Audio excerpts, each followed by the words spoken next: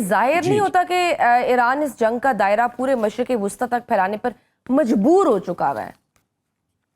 मैंने एक लफ्ज इस्तेमाल किया था कॉन्स्पिरेसी थ्योरी का, ठीक है ना। अब इन हरकतों की वजह से अब बहुत से कॉन्स्पिरेसी थ्योरीज जन्म जो है ना वो ये है कि आया ये शायद अमेरिका क्या इस जंग को रोकना चाह भी रहा है कि नहीं, नंबर वन। नंबर टू, बाकी जो खित्ते के ममालिक हैं क्या वो भी क्या चाह रहे हैं कि ये जंग अभी रुके नहीं और ईरान को टोटली न्यूट्रलाइज कर दिया जाए।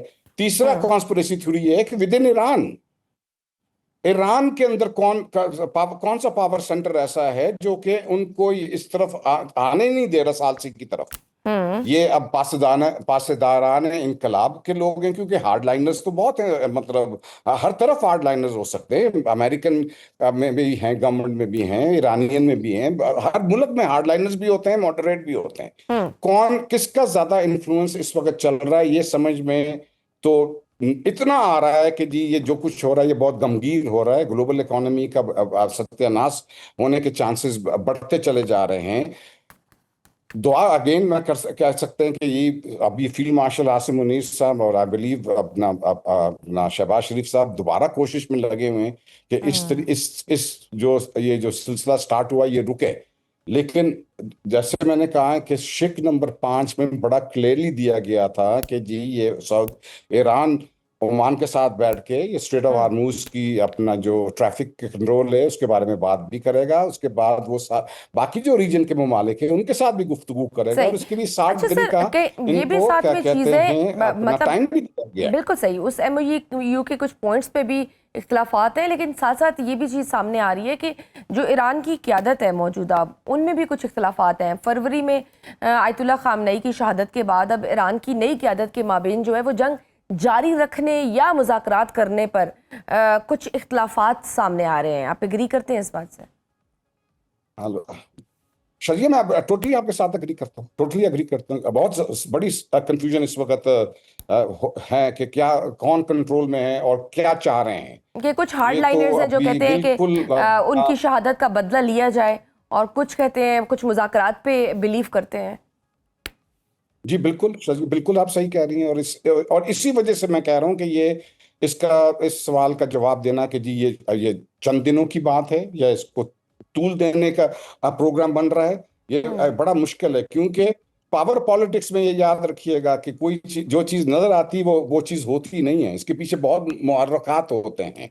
क्या इजराइल इसमें क्या मतलब रोल अदा कर रहा है? अब अभी आपने देख लिया कि इजराइल काफी अरसे से बिल्कुल खामोश बैठा हुआ है और इनको ही आपस में वो अपना लड़ने दे रहा है, ठीक है। तो इसी तरीके से हार्डलाइनर्स या मॉडरेट्स का जो सिलसिला है विद इन द गवर्नमेंट्स, मैं सिर्फ ईरान का नहीं कह रहा, with in America, with in क्या कहते हैं Iran, with in the other regional countries, उनका क्या स्टांस है कि इसको किस हद तक लेके जाने का प्रोग्राम कर रहे हैं। क्योंकि एक चीज और भी मेरा ज़हन में आता है कि देखें, ईरान के ऊपर ईरान अगर ये MOU की शिकें पे अग्री कर जाता है और इसके बाद अग्रीमेंट हो जाती है तो इसका मतलब ये है कि ईरान को उन्होंने इजाजत दे दी थी 60 दिन के लिए ऑयल बेचने की। अगर ये अग्रीमेंट हो जाता है तो इसका मतलब ये कि सैंक्शंस उठ जाएंगे बहुत हद तक। इसका मतलब ये है कि उनके एसेट्स डीफ्रीज हो जाएंगे और सब इसका मतलब ये है कि ईरान एक इकोनॉमिक पावर की बनने की तरफ चल पड़ेगा। उनके पास रिसोर्सेज ऑयल की सूरत में बहुत ज्यादा हैं। अगर वो रीजन में इकोनॉमिक पावर बनता है तो बाकी इकोनॉमिक पावर्स का क्या बनेगा रीजन के अंदर, नंबर वन। नंबर टू ये कि ईरान का जो अलायंस नजर आ रहा है वो तो नजर आ रहा है चाइना और रशिया के साथ। तो ईरान, चाइना, रशिया का इन्फ्लुएंस अगर इस रीजन में होता है तो किसका इन्फ्लुएंस कम होता है? वो अमेरिका का इन्फ्लुएंस हो जाता है। जो अमेरिका के साथ जो उनकी रीजनल जो अलायंसेस बनी हुई हैं उनका इन्फ्लुएंस कम हो जाता है। तो फ्रैंकली स्पीकिंग पावर पॉलिटिक्स में अब ये नहीं पता कि क्या चीज एक्चुअल गेम क्या है चल रही है इस वक्त। हमें तो बाजार यही नजर आ रहा है कि क्योंकि आपने आपस में लड़ रहे हैं। चाइना और रशिया का जिक्र किया है। हाँ, तो इस जी तनाज़े में आपको क्या लगता है, अभी हमने पीछे भी देखा कि बड़े मोहतात तरीके से दोनों ममालिक ने इस पूरे सिनारियो में बड़े मोहतात रहे हैं, तो आपको क्या लगता है बीजिंग और मॉस्को ईरान को गिरता हुआ देखेंगे, या आपको लगता है कि खुल्लम खुला अब खुल के ईरान की सपोर्ट में आगे आएंगे? आपने पता नहीं नोट किया या नहीं नोट किया, नाजरीन ने नोट किया या नहीं नोट किया है कि पहले चाइना की तरफ से काफी स्टेटमेंट्स आती थी ईरान की सपोर्ट में। हम्म। लेकिन अभी पिछले इस कुछ दिनों में जो एक ही मेरा ख्याल है क्या कहते हैं उनकी तरफ से स्टेटमेंट आई है कि दोनों को यही समझाया गया कि आप सफारती आप अमल के थ्रू इस मसले को रिजॉल्व करें। हम्म। तो अभी चाइना भी मेरा ख्याल है ये इस चीज पे परेशान हो रहा होगा कि इसको क्यों इसको इस तरफ लेके जा रहे हैं, बिकॉज चाइना की तो आपको और पूरी दुनिया को पता है कि वो सबको यही पैगाम है उनका कि आप सफारती अमल से अपने मसलों को हल करें। जंग किसी चीज का मसला नहीं होता है, लेकिन ये आपको चाइना समझा सकता है। लेकिन अगर कोई ऐसे लोग हैं जो अपना क्या कहते हैं हुकूमत में या गवर्नमेंट में जो कि इस चीज को अभी समझने को तैयार नहीं है, वो ये कहते हैं कि और कुर्बानी दी जाए और मतलब नुकसान कराया जाए। हम्म। बिकॉज अगेन मैं फिर वापस आता हूँ कि मकासद तो सारे अचीव कर लिए थे ईरान ने, हम्म। और बड़े अच्छे और बड़ी उनकी क्या कहते हैं पूरी दुनिया में दुनिया ने मान लिया था कि जी ईरान के साथ आप क्या कहते हैं पंगा नहीं ले सकते। बड़े हाँ। बड़े बड़े रिजॉल्व वाले लोग हैं ये।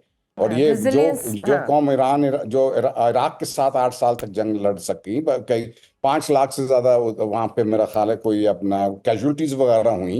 हम्म। तो वो और 47 साल से वो जिस तर्ज जिंदगी के साथ वो अपने आप को अपने आप का गुजारा कर रहे हैं, हम्म। उनके लिए आगे भी इस तरह से चलना शायद मुमकिन है। लेकिन जब आपको एक अपॉर्चुनिटी मिल गई, आपने हर चीज को क्या कहते हैं सही सिमत में जाना शुरू हो गई आपके लिए, तो उसके बाद इस तरीके से ये सब कुछ उल्टा सीधा हो जाना, ये कुछ समझ में बात नहीं आ रही है। सिवाय इसके कि ये कि अपनी जब नेगोशिएशंस में जाएं दोबारा से, तो अगेन वो यही कहें कि जी we are coming in the negotiations from लेकिन फ्रॉम अगर हम दूसरी तरफ पोजीशन ऑफ देखें ना, स्ट्रेंथ। लेकिन सर अगर हम दूसरी जानिब देखें सदर डोनाल्ड ट्रंप साहब को, तो वो भी एक तरफ ईरान पर बमबारी का हुक्म देते हैं, तो दूसरी तरफ मुज़ाकरात की बात करते हैं और अभी भी कहते हैं कि मुआहिदा अभी भी मुमकिन है, हो सकता है। वाशिंगटन की इस मुतजाद पॉलिसी के पीछे क्या राज है?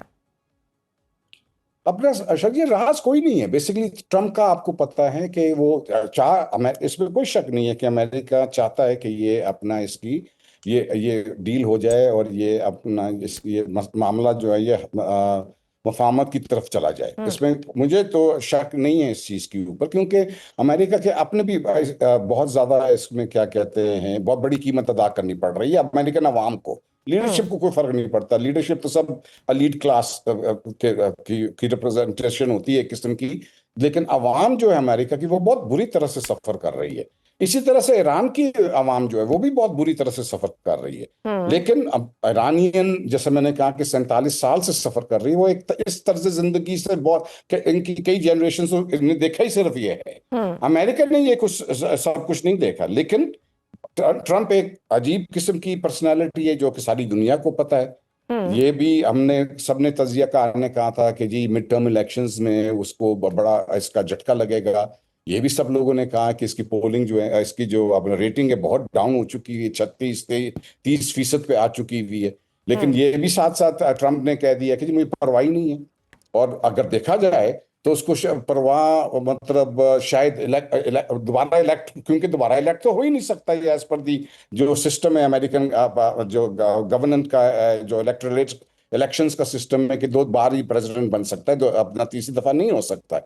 लेकिन ये इसकी पर्सनैलिटी इस किस्म की है कि ये सुबह कुछ कहता है, दोपहर को कुछ और रात को कुछ और कहता है। लेकिन इसमें कोई शक नहीं है अमशद जी, मेरा अपना जाती राय है कि अमेरिका चाहता है कि ये कोई हल ना कोई हो डील जाए। हो जाए, कोई इसीलिए वो सॉल्यूशन निकल शायद उस आए। एमओयू के ऊपर अग्री भी कर गए थे। हालांकि बहुत बहुत क्रिटिसिज्म हुई थी अमेरिकन गवर्नमेंट की कि जी ये सारे का सारा जो है ये तो वन साइडेड है, हाँ जी, it is Jewish all in lobby की फेवर जानिब ऑफ। से भी काफ़ी प्रेशर था। अच्छा सर, पाकिस्तान ने इस साल अप्रैल और मई में कामयाब सालसी की थी, क्या अब भी इस्लामाबाद के पास कोई सफारती गुंजाइश बाकी है कि वो दोनों फ्रीकैन को दोबारा मेज़ पर लाए, या आपको लगता है कि नहीं, अब पानी सर से गुजर चुका है? नहीं, ये तो पानी तो कभी भी सर से नहीं गुजरता। जब आप डिप्लोमेसी की बात करते हैं या सफारती अमल की बात करते हैं, ये कोशिश तो जारी रहेगी।